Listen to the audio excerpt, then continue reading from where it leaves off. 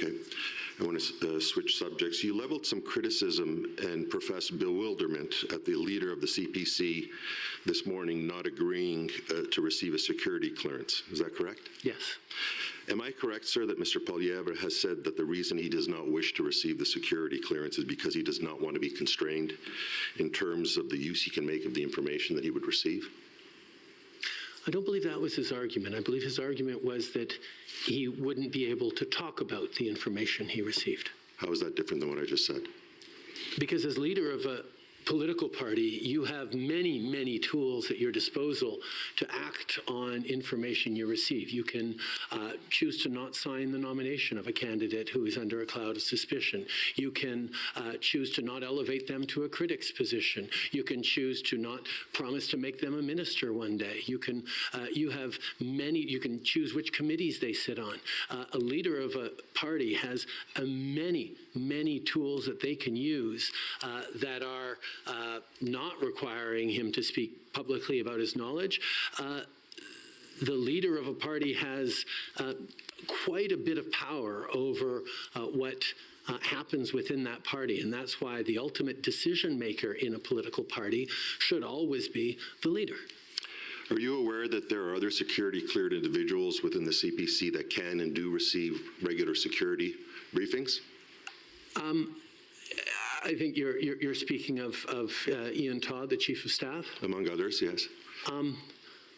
I can't help but imagining how people would react if I sort of sat back and said, well, no, Katie Telford got cleared on this information. She made a determination about who could run for me or not, and I don't need to worry about that sort of stuff.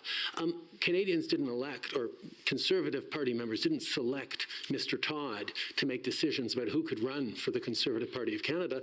They expect Mr. Poilievre to take those decisions, but he has decided that he doesn't want to take those decisions. Sir, just over the lunch break, and you didn't mention Mr. Todd at all in the bombshell disclosure that you made today, but just over the lunch break, in light of that, in response to your news this morning that you were aware of a number of CPC parliamentarians and former parliamentarians that are at risk of being compromised by foreign interference, Mr. Todd has advised that he has received a number of top secret briefings from the security establishment, and in none of these briefings has the name of any Conservative parliamentarian or candidate, past or present, been brought to the attention of Mr. Todd. Why is that?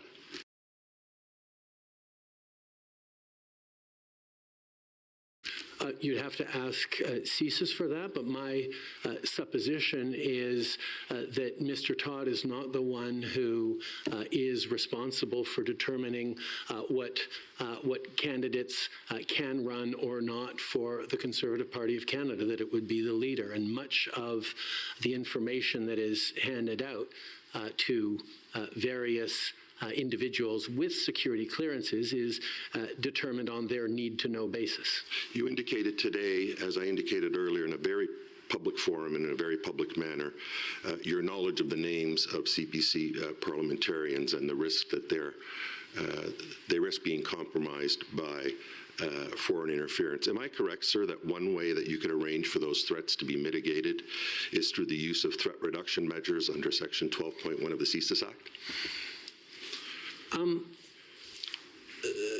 Threat reduction measures are tools that CSIS has used regularly in many cases regarding different parliamentarians, and it is very possible that a number of those parliamentarians will have had visits from CSIS and either defensive briefings or others to try and mitigate the risks that they are going through.